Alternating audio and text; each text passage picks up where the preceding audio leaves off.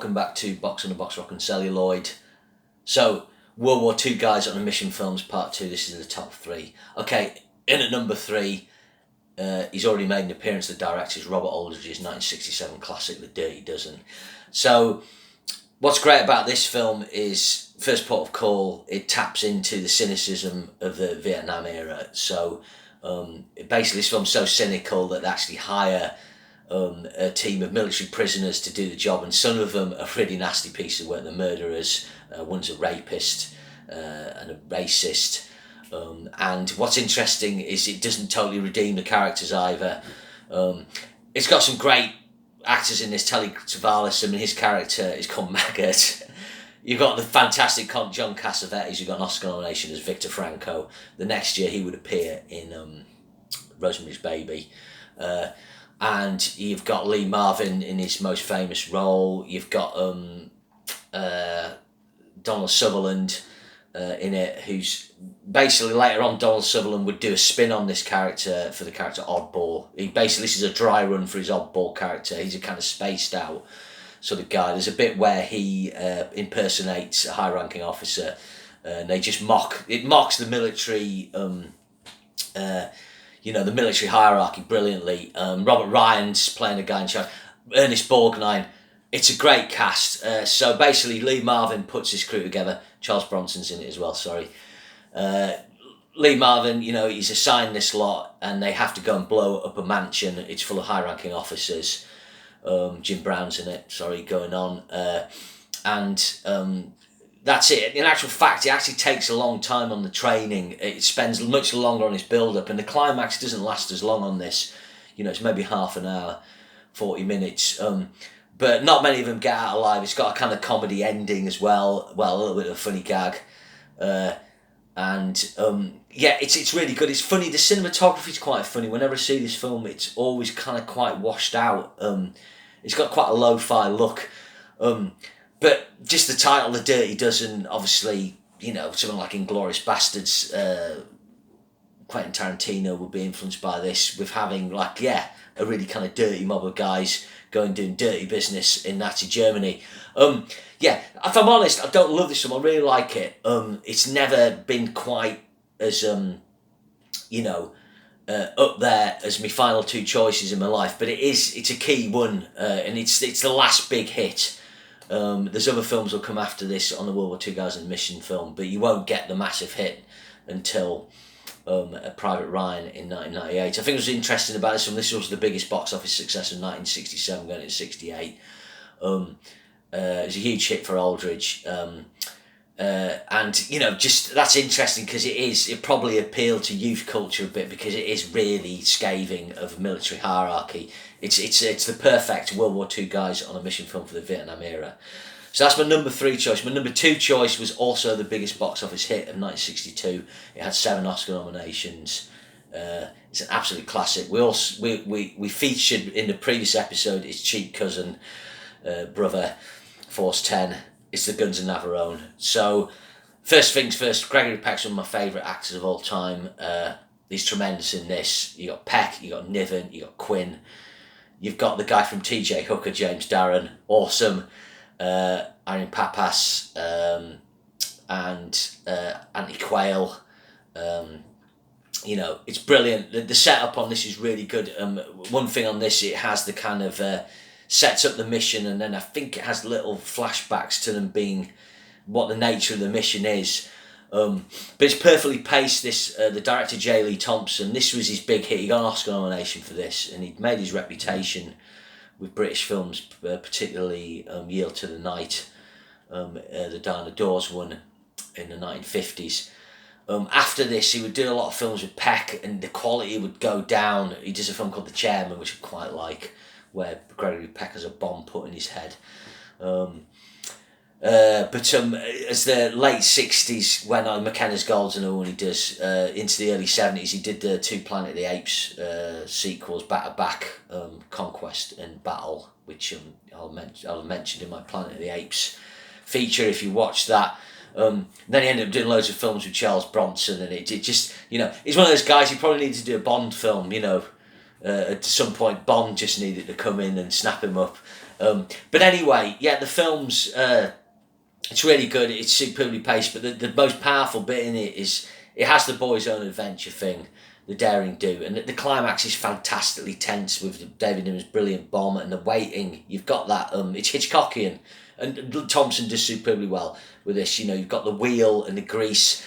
He's hidden, you know, his bomb, and you're waiting for it to make contact, and it's so good. And the guns,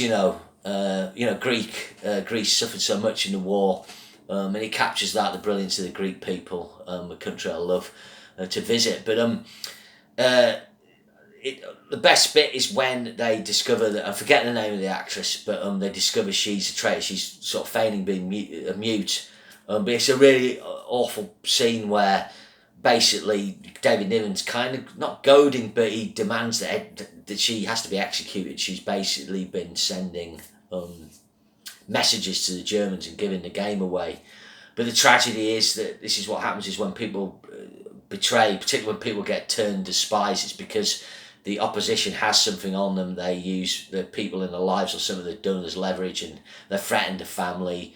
And she's caught between a rock and a hard place, and it's just really poignant. In the end, she does get shot in the back, but it's by the other female character played by Aaron Pappas. But it's a really powerful scene, and that's where the film gets more serious about the cynicism, the cost of war. And I think this is maybe one of the early films to do that. You know, you've got the daring do mission, but you can see the strain. Gregory Peck's perfectly cast for this, really, because you can see the moral strain it's taken.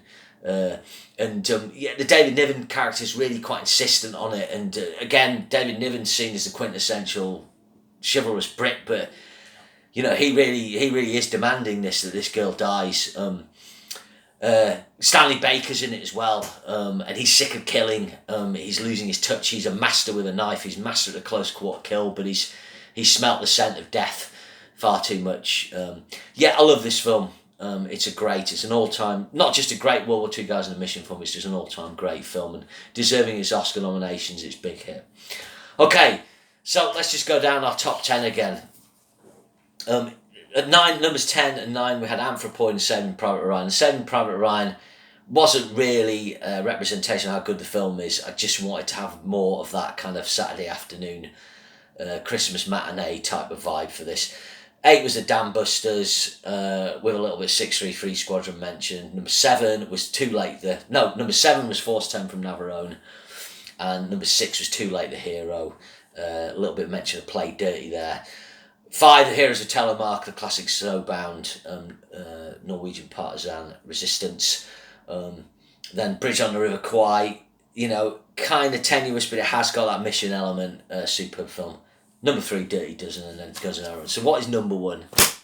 Come on.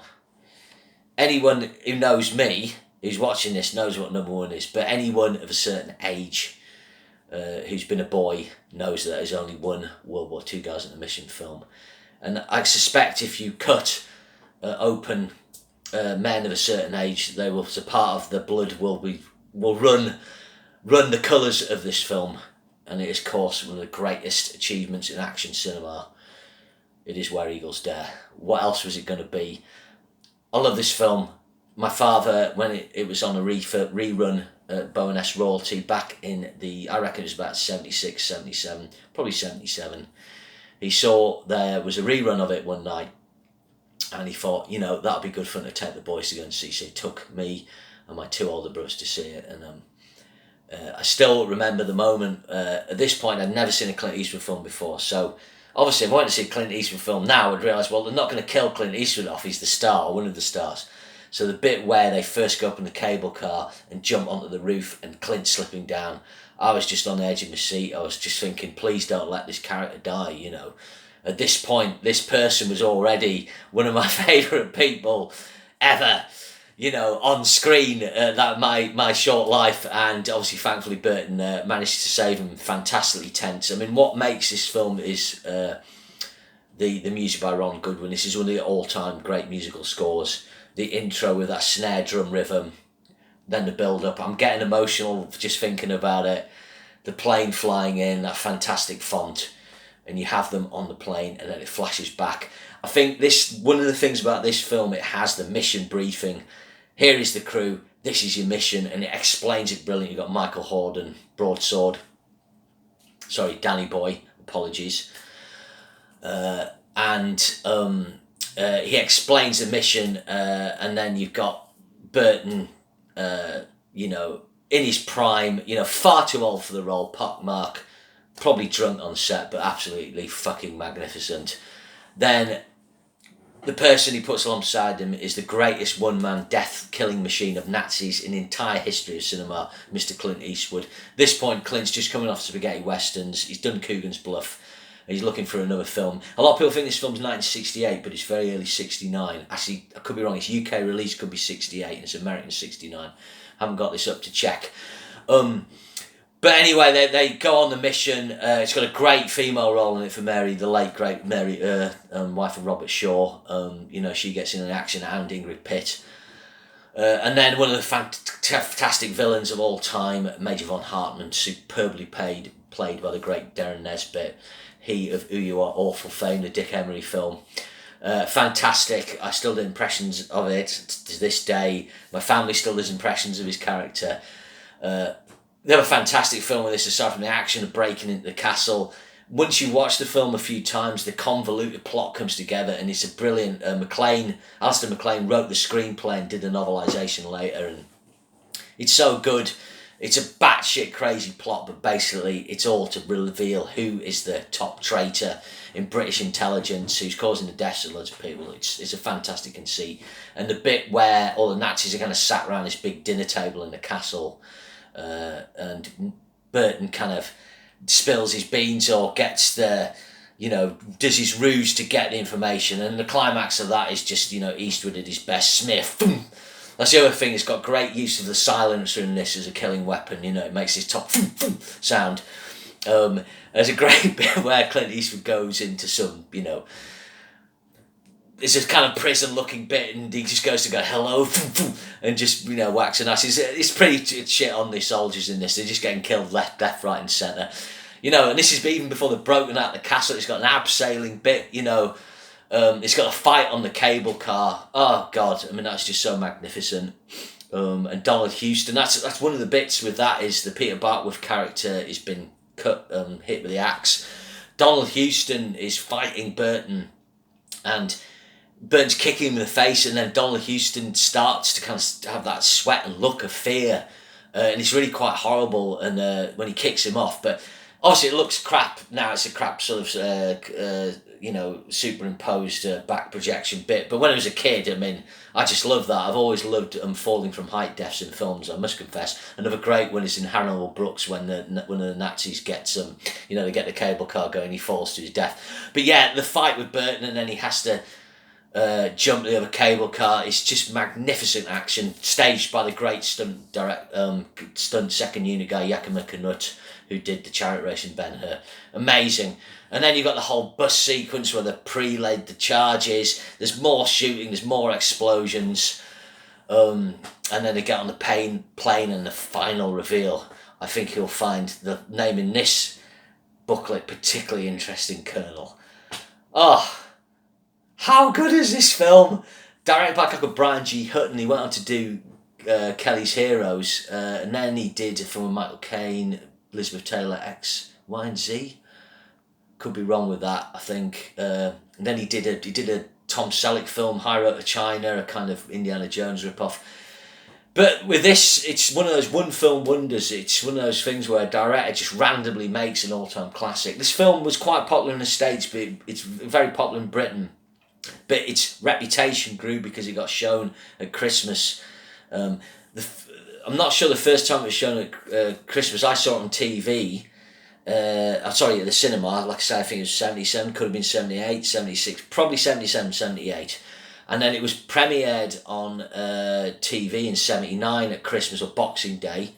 And then a few days later, we went to see some friends, my mum and dad, and they had a video recorder. The first video recorder I ever saw, I think, in someone's house. And they taped it, so I was able to watch it again. So in a short space of time, I'd seen it 3 times, so it kind of really embedded in my brain. I've probably watched it up until, in all truth, I've not watched it for the last 15 years or so. I keep holding off. I've got the Blu-ray downstairs waiting, but I probably watched it every 2 or 3 years, every time it was on. But it's one of my all-time favourite films. But it is ridiculous. Eastwood is too old. Burton's too old. You know, the guys going on missions at this time would be guys in the early 20s. That's something that, you know, Private Ryan with the younger cast gets right, and, you know, other films. But it's just so action-packed. It's such a boy's own adventure. It's got no moral ambiguity, this film, actually.